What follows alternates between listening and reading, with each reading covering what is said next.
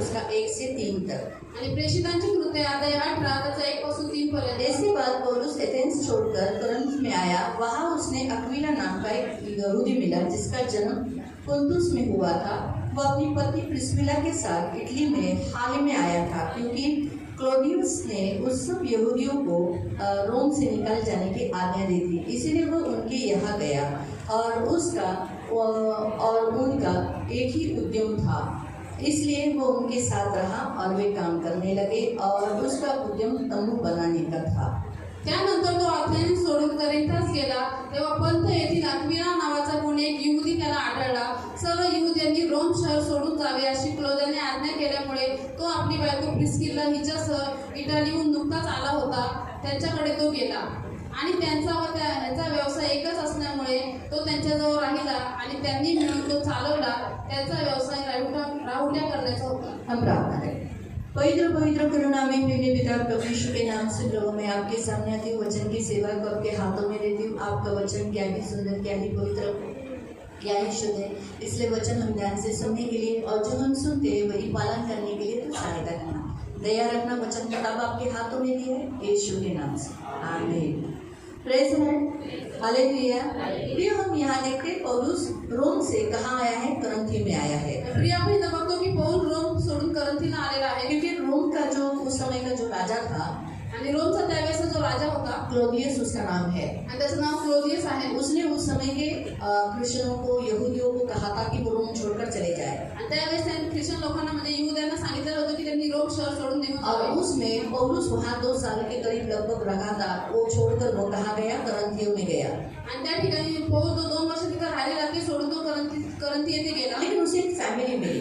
परंतु त्याला एक कुटुंब भेटलं। वो फैमिली का नाम है अक्विला प्रिस्किला। आणि त्या कुटुंबाचं नाव आहे अक्विला आणि प्रिस्किला। हम इस भाग में एक ऐसी फैमिली को देखते हैं जो प्रभु पर भरोसा करती है, विश्वास करती है, और पौलुस इस फैमिली के साथ बहुत साल लगातार इनके साथ रहा। आणि आपण या कुटुंबाबद्दल बघतो की ते कुटुंब देवावरती विश्वास ठेवतो, देवावरती भरोसा ठेवतो आणि पौल या कुटुंबासोबत खूप वर्ष राहिला। पौल का भी एक धंधा था तंबू बनाने का, आणि पौलाचा पण व्यवसाय होता तंबू बनवण्याचा। अक्विला प्रिस्किला इनका भी बिजनेस था, धंधा था, कौन सा? तंबू बनाने का। आणि अक्विला आणि प्रिस्किला यांचा पण व्यवसाय तंबू बनवण्याचा होता। अक्सर जब समान धंधा निकलते हैं तब क्या हो जाता है? आणि जर का सेम धंदा असेल तर काय होतं? जलन होते, बैर झगड़ा जमता नहीं है ना, बात करना छोड़ देते हैं। लेकिन हम यहाँ देखते हैं ये फैमिली एकदम अंडरस्टैंडिंग फैमिली थी और पौलुस भी बहुत अंडरस्टैंड आदमी था, जो इनमें कभी भी एक धंधे के कारण कभी भी आपस में मतभेद नहीं हुआ। क्यों? क्योंकि वो मसीही फैमिली है के बाद वो जानते हैं। आणि सेम धंदा असल्यामुळे लोकांमध्ये वैर, वाद, दुश्मनी, भांडणं उत्पन्न होतात। परंतु आपण इथं बघतो की अक्विला प्रिस्किला यांचा व्यवसाय आणि पौलाचा व्यवसाय पण समानच होता, तरी सुद्धा त्यांच्यामध्ये कधी भांडणं झाले नाही। का? कारण की ते दोन्ही कुटुंब आणि पौल सुद्धा पण समजदार होते। क्योंकि पैसों से भी बड़ा होता है मसीह, आणि पैशांपेक्षा मोठा आहे ख्रिस्त। पौलुस को मालूम है जिस फैमिली के साथ मैं रह रहा हूँ वो फैमिली मेरे लिए बड़ी इंपॉर्टेंट है, क्योंकि वो प्रभु की फैमिली है। उसी रीति से अक्विला और प्रिस्किला भी प्रभु में समझदार व्यक्ति थे। उन्हें मालूम था धंधे से भी, पैसों से भी बड़ा है और जो प्रभु का दास है, जिसके कारण हमें मिलकर रहना और मिलकर धंधा करना बड़ा इम्पॉर्टंट है। आणि पौलाला माहिती होतं की पैशांपेक्षा मोठे कुटुंब आहे, जे ख्रिस्ती कुटुंब आहे त्याच्यासाठी, आणि या कुटुंबाला पण माहिती होतं की या पैशांपेक्षा मोठा सेवक परमेश्वराचा दास आहे, म्हणून त्याच्यासोबत मिळून मिसळून धंदा करणं आमच्यासाठी चांगला आहे। दोनों में हम देखते हैं, प्रभु के दास में भी और एक फैमिली जो अक्विला प्रिस्किला की जो फैमिली हम देख रहे हैं, इन दोनों में हम एक बहुत अच्छा बात देखते हैं, उनमें लालच नहीं है। आणि हे जे प्रभूचा दास आहे, जो पौल आहे, त्याच्यामध्ये आणि हे जे कुटुंब बघतोय आपण प्रिस्किला आणि अक्विला, या दोघांमध्ये एक चांगली गोष्ट आपण बघतोय की त्यांच्यामध्ये लोभ नाहीये। लालच क्या करता है? मसीह प्रेम को खा लेता है। आणि लोभ काय करतो? ख्रिस्ती प्रेमाला खाऊन टाकतो। हाँ, मसीह के लिए, मसीह लोगों के लिए जो प्यार होना चाहिए वो खा लेता है, मिटा डालता है। आणि ख्रिस्तासाठी आणि ख्रिस्ती लोकांसाठी जे प्रेम असलं पाहिजे ते खाऊन टाकतो, मिटून टाकतो। इसीलिए आज के इस वचन के अनुसार परमेश्वर आप सारी फैमिलीज को और प्रभु के दास को, जो सेवक है उनको, जो सेवा करते हैं कलीसिया में, आउटचर्च में, यहाँ पर भी, और उसी रीति से आप सारे जो फैमिलीज है इन्हें याद रखना है, हमें पैसों से प्यार करना है, लेकिन इतना नहीं करना है, उसके लिए लालच नहीं होना चाहिए। लालच एक मूर्ति पूजा की समान पाप है। आणि इथे जे बसलेले आहेत त्या सगळ्यांना, प्रभूच्या दासाला सेवा करणारे, जे परमेश्वराची सेवा करतात त्या सगळ्यांना देवाचं वचन आठवून ठेवलं पाहिजे की आपल्याला काय केलं पाहिजे? पैशांचा कुठलाही लोभ धरला नाही पाहिजे, कारण की लोभ हा वाईट आहे। पैसा इम्पोर्टेंट नहीं है, इंसान, फॅमिली बड़ी इम्पॉर्टंट है, प्रभु का दास चर्च बड़ा इम्पॉर्टंट है. आणि पैशांना एवढं महत्व नाहीये, परंतु मनुष्य महत्वाचा आहे, आपलं कुटुंब महत्वाचं आहे, देवाचा दास, देवाचा चर्च महत्वाचा आहे. पैसा यहाँ का है, आणि पैसे इथले आहे, यही छोड़ के जाएंगे. आपण इथे सोडून जाऊ है ना. ना. बाइबल में दूसरे जो कलीसिया है, 7 कलीसिया को जो लेटर लिखा, उन 7 कलीसिया के लेटर्स में जो दूसरे कलीसिया को जो लेटर लिखा यीशु मसीह ने मतलब यूहन्ना ने लिखा, लेकिन उस कलीसिया में जो लोग थे वो गरीब थे, हम देखते हैं. लेकिन यीशु उनके लिए क्या कहता है? यीशु उनको कहता है तुम मेरे नजरों में अमीर हो, धनवान हो.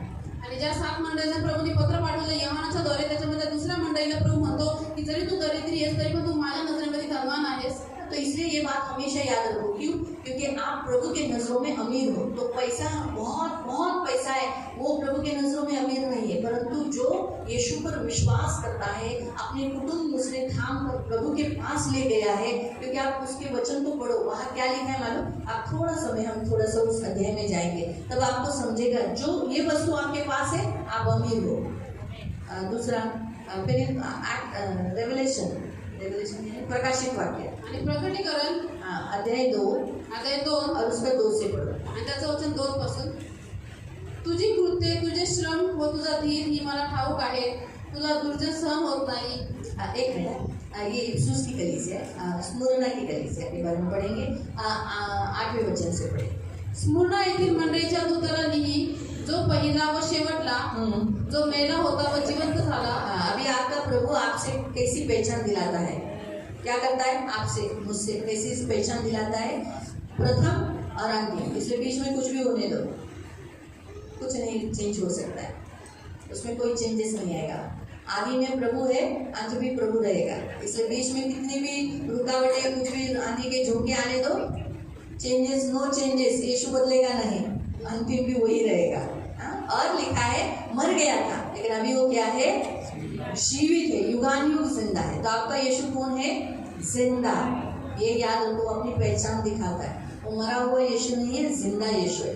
तो जिंदा यीशु काम करता है, अद्भुत काम करता है, चमत्कार करता है, मिरेकल्स करता है, आपके लिए खड़ा रहता है. तो इसलिए ये याद रखो. तो कौन सा यीशु आपसे बात कर रहा है? जिंदा यीशु, जो मर चुका था लेकिन अब जिंदा है. वो क्या कहता है?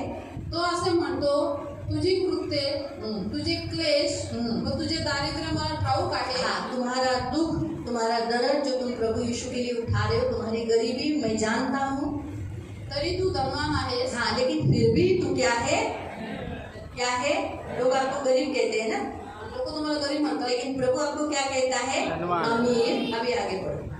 आणि जे यहुदी नसतानाही स्वतःला यहुदी म्हणतात, पण केवळ सैतानाची सभा आहेत असे लोक जे निंदा करतात ती मला ठाऊक आहे.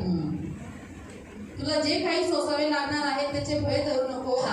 अगर आप डरते नहीं हो प्रभु के लिए, जो भी उठाने के लिए आपके पास है, ये दुख उठाने की शक्ति प्रभु के लिए, यही प्रभु आपसे चाहता है. और पहा, तुमची परीक्षा व्हावी म्हणून परीक्षा के लिए आप डरते हो? डरते हो परीक्षा में? दूसरा, तीसरा, म्हणून सैतान तुमच्यापैकी कित्येकांना तुरुंगात टाकणार आहे. जेल में जाने के लिए डरते हो? नहीं, ऐसा भी बोलना आसान पड़ता है समय तो करना पड़ेगा.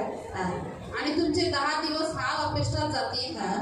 मरेपर्यंत तू विश्वासू राहा. विश्वासू है आप प्रभु के साथ?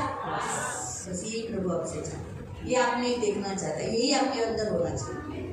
आपके पास बहुत पैसा, बहुत अमीर है, ये प्रभु उससे खुश नहीं होता है. आप प्रभु के लिए विश्वसनीय हो, प्रभु के लिए दुख उठाने के लिए तैयार हो, प्रभु के लिए जेल में क्या मरने के लिए भी आप तैयार हो. प्रभु ये देखकर ही बोलता है तो बस मेरे लिए काफी.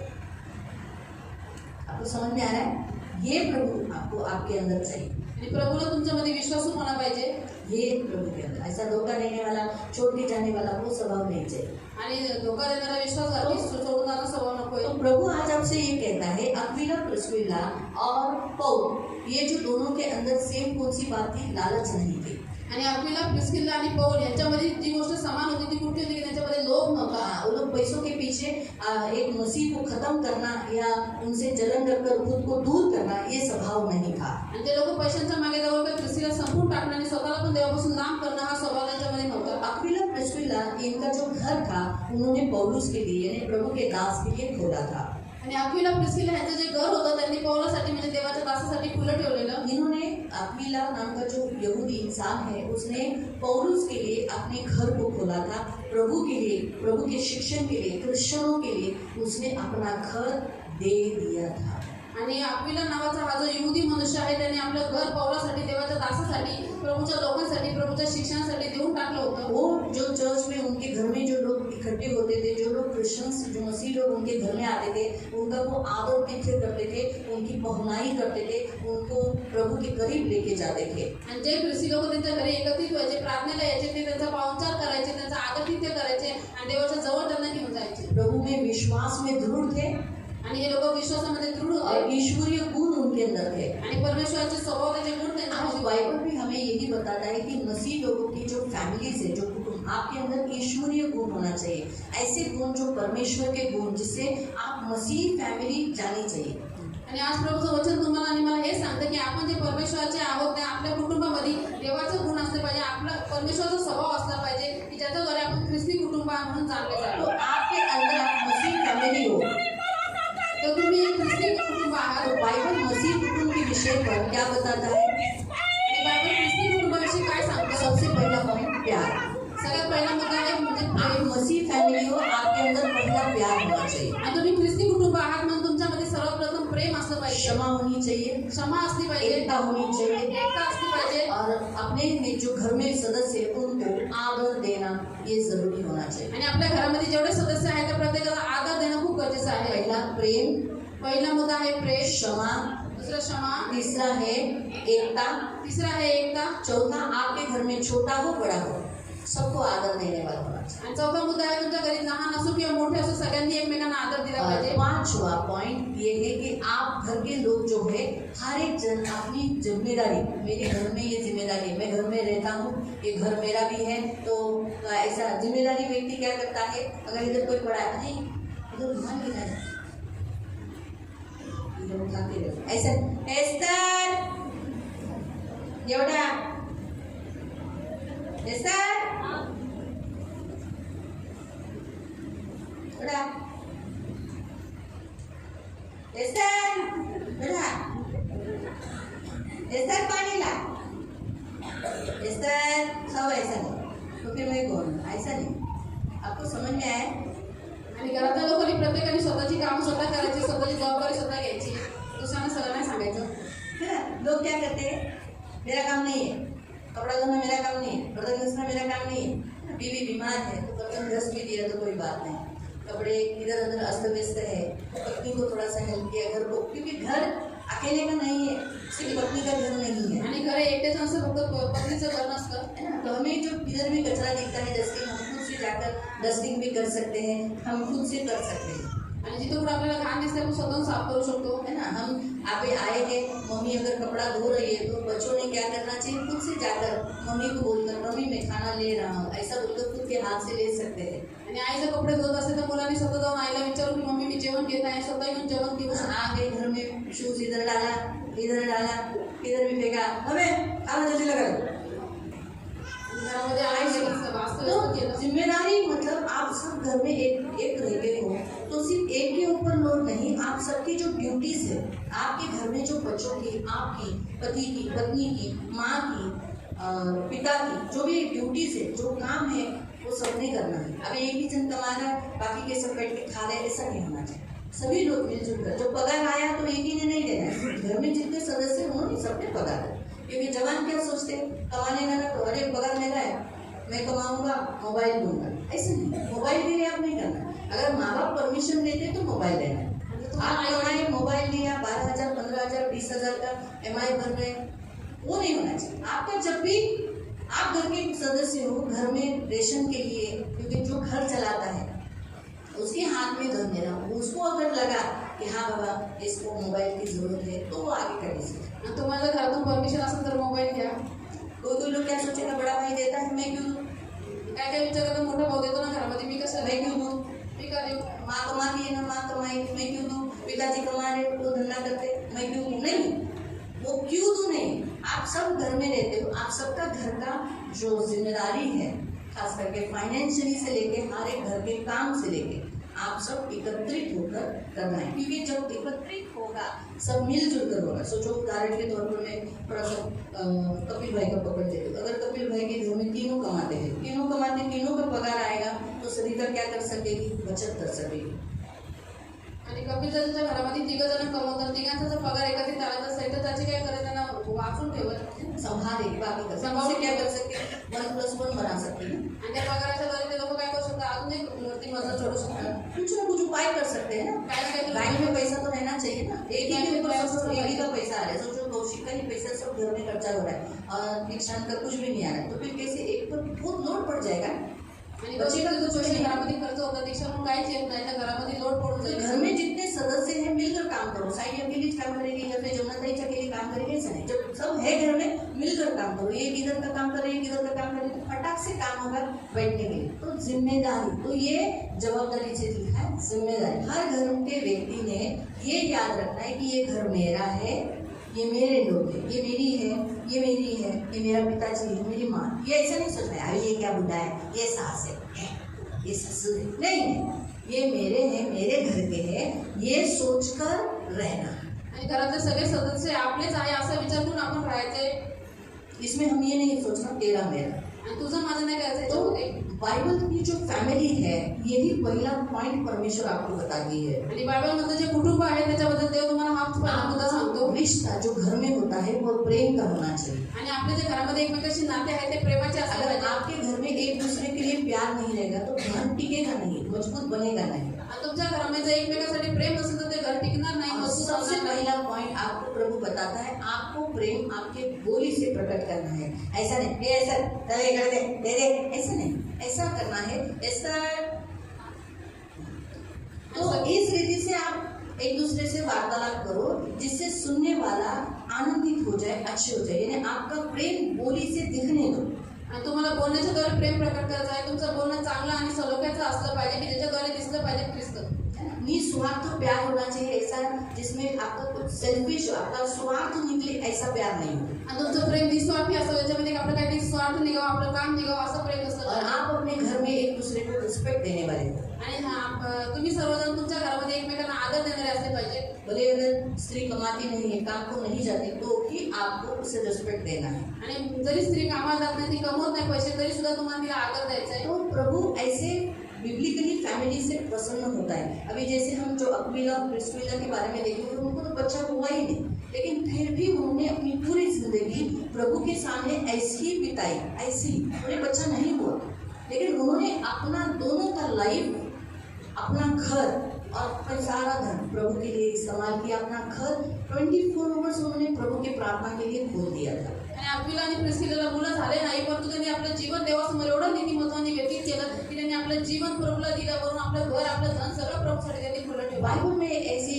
फैमिली है जिसके और एक बारे में बताती है, जिसने अपना घर, धन, अपने बच्चे तक, अपनी पत्नी तक सेवा के लिए लगाई। कोई मंडे की गली से बताए, हाँ फिर हम इसके लिए चले बजाओ येशूसाठी काय वागलं?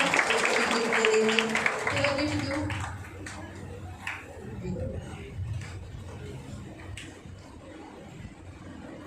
ईश्वर हमसे एक फिलोमोन नाम का व्यक्ति है जो जिसके घर में उसने कलीसिया खोल दी। आणि एक फिलेमोन नावाचा व्यक्ती आहे ज्याने आपल्या घरामध्ये घर मंडळी उघडलेली। तो आज के वचन से प्रभु आपको बिब्लिकली फैमिली ऐसा बताता है कि आपकी फैमिली प्रभु के लिए, प्रभु के दास के लिए, प्रभु के लोगों के लिए आपका घर और आपकी फैमिली सुसज्जित रहना है। आणि बायबलनुसार तुम्हाला देव असं कुटुंब बनायला सांगतो की तुम्ही देवासाठी, तुमचं कुटुंब देवासाठी, देवाच्या दासासाठी, देवाच्या लोकांसाठी हमेशा सेवेसाठी तत्पर असले पाहिजे। इसलिए जोशुआ ने क्या कहा, मैं और मेरा घराना नित्य यहोवा की, मैं और मेरा घराना। उसने अपने बच्चों को भी सेवा के लिए लगा दिया। आणि म्हणून यहोशू म्हणलं मी आणि माझ्या घराण्याच्या परमेश्वराची सेवा करणार, म्हणून त्याने आपल्या मुलांना सुद्धा देवाच्या सेवेसाठी लावलं। तो परमेश्वर ने फैमिली एक ऐसी रचना रची है जिसमें सबसे पहला आता है मैरिज। आणि देवाने कुटुंबाची अशी रचना केलेली आहे त्याच्यामध्ये सगळ्यात पहिले तो विवाह. इसीलिए हर पुरुष के लाइफ में, उसके जीवन में पत्नी एक अच्छी, आदरणीय और प्रेम करने वाली होनी चाहिए. यानी आप अपनी पत्नी को बहुत प्यार करने वाले होने चाहिए. आणि म्हणून प्रत्येक पुरुषाने आपल्या जीवनामध्ये आपल्या पत्नीला आदर दिला पाहिजे, तिला खूप प्रेम केलं पाहिजे. आप माता पिता होने के कारण आपके बच्चों के लिए आपकी जो जिम्मेदारी ये पालन करने वाले होने चाहिए. आणि तुम्ही आई वडील असल्याच्या नात्याने तुम्ही तुमच्या मुलांच्या प्रती सगळं कर्तव्य पालन करणारे असले बच्चों ने पाहिजे. अपने माता पिता के अधीन और आज्ञाकारी होने चाहिए. आणि मुलांनी आपल्या आई वडिलांच्या आधीन आणि त्याच्या आज्ञेमध्ये असले पाहिजे. ऐसा करके प्रभु ने सर्कल बनाया. आणि असं करून देवाने एक वर्तुळ बनवलेलं आहे. कहीं पर भी गैप नहीं. आणि कुठेही गॅप नाही. सर्कल जो होता है आणि तो वर्तुळ जो असतो उसमें कहीं से भी घुस नहीं सकता. आणि तिथून कुठूनही घुसू शकत तो नाही. आपका जो फैमिली परमेश्वर की जो रचना है, आणि तुमची जे कुटुंबाची देवाची रचना आहे, पुरुष से उसकी वाइफ, पुरुषापासून त्याची पत्नी, बच्चे, त्याच्यानंतर मुलं, बच्चों से माता पिता, मुलांपासून आई वडील, सर्कल, असं करून एक वर्तुळ आहे. तो वो जुड़ा रहेगा. तर तो जुळून राहील. इसलिए हम जब आपको ब्लेसिंग के समय पर आपकी फैमिली के साथ, आपके बच्चों के साथ ऐसे खड़े रहने के लिए सब करवाते हैं ना, सब आपका सर्कल कराते हैं. क्यों कराते हैं? क्योंकि आप एक प्रभु की ईश्वरीय फैमिली हो जिसे प्रभु ने सर्कल में जोड़ा. आणि मग तुम्हाला वर्तुळ म्हणून आम्ही प्रार्थनेसाठी का उभे करतो? कारण की तुम्ही देवाचं एक ईश्वरीय कुटुंब आहात. देवाने तुम्हाला जोडलेलं आहे. सर्कल ऐसा है. आणि वर्तुळ गोल असतो. ऐसा जाओ तो भी ऐसा सर्कल, ऐसा जाओ तो भी ऐसा सर्कल, बीच में से जाओ तो भी सर्कल, है ना. तो आपकी फैमिली कहीं पर भी आपको छोड़ के नहीं जाए, आपसे भी जुड़ी रहे. कहीं पर भी वो भटक नहीं सकती. किधर भी जाओ तो भी इधर ही जुड़े. इधर जाओ फिर भी जुड़े. तुमचं कुटुंब तुम्हाला सोडून कुठे जाऊ नये, भटकू नये. यही प्लानिंग है परमेश्वर का आपके कुटुंब बनाने का, कि आपकी फैमिली आपसे कभी भी दूर नहीं जाए, जुड़े रहे आपसे. तुमचं सर्कल का मतलब जुड़ा रहता है ना एक. आप कितने अपने घर के लोग इधर भी जाने का कोशिश करेंगे तो भी वो फैमिली के बिना जी नहीं सकते. उधर यहाँ आखिर में घुल मिल के वापस फैमिली में आ गए. तो मतलब समझ में आ रहा है. और इसीलिए फैमिली मीटिंग भी इसीलिए रखते हैं ताकि आपको ब्लेसिंग मिले और आपकी फैमिली का खोया हुआ या टूटने की आई वो वापस सर्कल में हो जाए. आणि म्हणून आपण फॅमिली मीटिंग पण यासाठीच ठेवतो की तुम्हाला तुमचं कुटुंब तुमच्याशी जुळून राहावं, तुम्हाला मिळावं. जो कोणता व्यक्ती भटकलेला असतो तो पुन्हा येऊन तुमच्यामध्ये मिळून मिसळून राहावा. हमारा प्रभु कुटुंब वत्सल्य परमेश्वर है. कुटुंब को जोड़ता है, तोड़ता नहीं. टूटे हुए कुटुंब को जोड़ देता है. आणि आपला देव कुटुंब असलेला देव आहे. तो कुटुंब तोडत नाही, पण तो तुटलेल्या कुटुंबाला तो जोडतो. कुटुंब तोड़ने में इंटरेस्टेड बिल्कुल नहीं है, आणि देव कुटुंब तोडण्यामध्ये बिलकुल इंटरेस्टेड नाही, परंतु जोड़ता है. परंतु तो जोडण्यामध्ये आवड घेतो. आज देखो, आज फैमिली मीटिंग में 2 फैमिली जो जुड़े.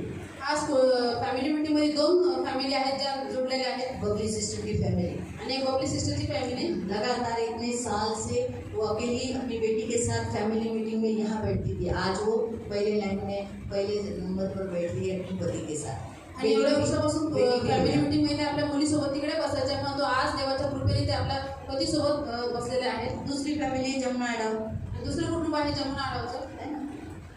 घूम के वापस वर्तुल में आ गए. आज पूरी फैमिली इकट्ठी खड़ी हो जाए. आणि ते फिरून पुन्हा त्या वर्तुळामध्ये आले म्हणून आज पूर्ण कुटुंब एकत्रित आहे. परमेश्वर. आणि हा आहे परमेश्वर. अक्सर हम हर संडे आते हैं, हाउस चर्च में जाते हैं, लेकिन जब ऐसी कोई फैमिली मीटिंग रखी जाती है ना तो आना ही है. हम आना, कितना समय, हमारा धंधा इम्पोर्टेंट है, हमारी नौकरी इम्पोर्टेंट है, हमारा कुछ भी इम्पोर्टेंट नहीं. प्रभु हमारी फैमिली. क्यों? क्योंकि आपके लाइफ में सबसे बड़ी इम्पोर्टेंट है आप फैमिली. आप फैमिली के बिना जी नहीं सकते. जिनकी फैमिली नहीं, जो अकेले रह रहे उनको देखो कितना दुखी है. बात करने के लिए कोई नहीं, घर में अकेले रह रहे, अकेले पका रहे, अकेले खा रहे. आज आपके साथ आपकी पत्नी, आपके बच्चे हैं, आप उन्हें आवाज़ दे सकते हो, है ना. बोलने के लिए कोई है. अकेला रहना अच्छा नहीं लगता, किसी को भी अच्छा नहीं लगता, प्रभु को भी अच्छा नहीं लगता. इसलिए प्रभु ने आपको फैमिली दी. इसलिए पैसों से महत्व फैमिली को है. आणि पैशापेक्षा पण जास्त महत्व आपल्या कुटुंबाला द्या. पवित्र आत्मा आज आपको यही दिया है. आणि देवाचा आत्मा तुम्हाला आज हे सांगतो. अक्विला ने बच्चे से भी ज़्यादा महत्व अपने फैमिली लाइफ को दिया. उन्होंने, अक्विला ने दूसरी शादी नहीं की. आणि अक्विलाने दुसरा विवाह नाही केला. प्रिस्किला ने कुछ सारा के जैसा बोली, जाओ दूसरे से बच्चा पैदा करो. आणि प्रिस्किला पण म्हणे नाही सारेसारखं की जरा दुसऱ्या स्त्रीकडून मूल पैदा करा. तो हम ये बातें यहाँ देखते हैं.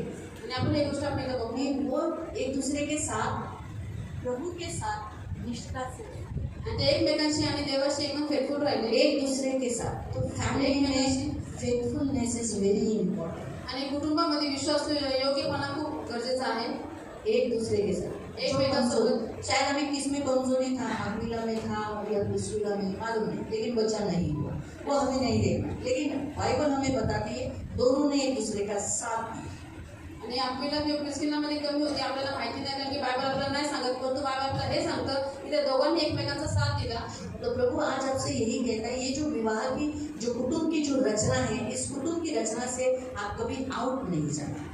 आणि प्रभू तुम्हाला हे सांगतो की ही जी देवाने केलेली रचना आहे कुटुंबाची याच्यामध्ये विवाह आहे त्याच्यापासून तुम्ही बाहेर जाऊ नका. बाहर मत निकलो, आजपासून बाहेर निघा फैमिली से जुड़े रहो. आणि तुम्ही तुमच्या कुटुंबाशी जुळून राहा. क्योंकि प्रभु आपसे ये नहीं पूछेगा कितना कमाए, आणि देव तुम्हाला हे नाही विचारत तुम्ही किती पैसे कमवले. प्रभु यही पूछेगा अब्राहम सारा कहा. आणि देव देव हे यही विचारत पूछेगा कि आशीष छाया किधर है, आणि तुमच्या छाया को पूछेगा छाया देव विचारत. आशीष किधर है, दोनों को पूछेगा बच्चे किधर है. दोनों बच्चे को ऐसा बोल नहीं सकते ना. तो ये आपकी जिम्मेदारी है. आणि ही तुमची जबाबदारी आहे. तो इससे आपको हाथ नहीं छाड़ना है. आणि याच्यापासून तुम्ही हात नाही तो चालतो. आपको अपना फैमिली कुटुंब में मजबूत बनाना है. आणि तुम्हाला तुमचं कुटुंब जे आहे ते मजबूत बनवायचं आहे. उसके लिए जो पहले कहा था प्रेम, क्षमा और एकता, त्यासाठी पहिले सांगितलं प्रेम क्षमा आणि एकता. ये आपके फैमिली में होना चाहिए. आणि हे तुमच्या कुटुंबात असलं पाहिजे. प्रेम, क्षमा और एकता, प्रेम क्षमा आणि एकता ये आपके फैमिली में होना चाहिए. हे तुमच्या कुटुंबात असलं पाहिजे. तो आप अपनी फैमिली को बनाना है आणि तुम्हाला तुमच्या कुटुंबाला बनवायचं आहे. और उसके लिए आपको करना क्या पड़ेगा, उसका ख्याल करना पड़ेगा, उसके ऊपर देखरेख करना पड़ेगा, नजर रखना पड़ेगा. त्यासाठी तुम्हाला आपल्या कुटुंबाची काळजी करावी लागेल, त्यांच्यावरती नजर ठेवावी लागेल. हम देखते हैं कलवरी क्रूस पर यीशु मसीह ने एक फैमिली बनाया. आणि आपण बघतो कबरी क्रूसवरती प्रभू येशूने कुटुंब बनवलं. हाँ, वो है, कोई बता सकता है.